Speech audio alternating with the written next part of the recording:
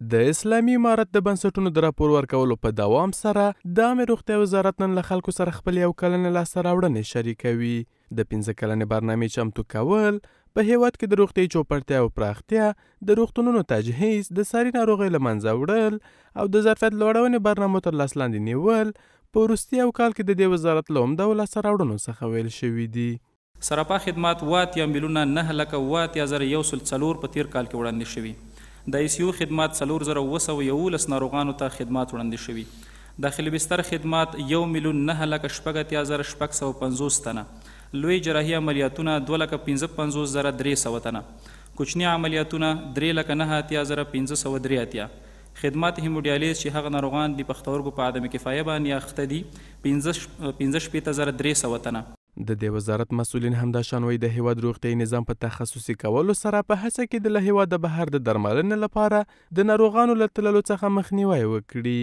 برای از اینکه از سرگردانی و رفت آمد بیماران هموطن عزیز ما به کشورهای همسایه و خارج از مرز جلوگیری کنه.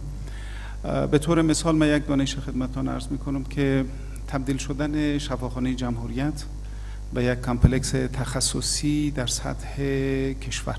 په همدې حال کې د دې وزارت مسؤلین د افغانستان د روغتیا سکتور سره د نړیوالې ټولنې له پاملرنې څخه هم نیوکه کوي.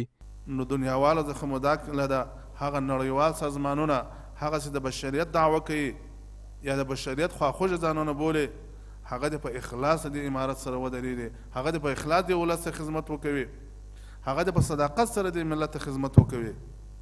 دا اوس کم خدمت چې دی روانه دا نیمګړې دی، دا د ملت لپاره کفایت نه کوي، دا مغالطه ده، دا یو قسم دوکه ده چې د ملت ورکوي. له بلې خوا د افریقایي هیوادونو د امپاکس یا د بیزو چیچک ناروغۍ له ډېرېدو څخه له اندېښنو سره هم مهاله د عامې روغتیا وزارت مسؤلین په پاکستان کې د دې ناروغۍ د څو مثبتو پیښو ثبتېدل افغانستان لپاره ګواښونکي بولي او وايي په هڅه کې دي افغانستان ته د دې ناروغۍ له ننوتلو څخه مخنیوی وکړي.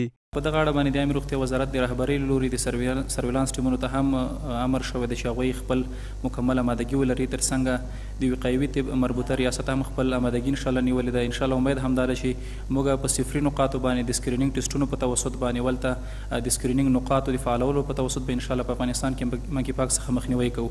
د بیزو چیچک یوه ویروسي ناروغي ده چې په یو شمېر افریقایي هیوادونو کې خپره شوې ده او مثبتې پیښې په وروستیو څو ورځو کې هم په اسیایي او اروپایي هیوادونو کې په ثبت رسېدلې دي.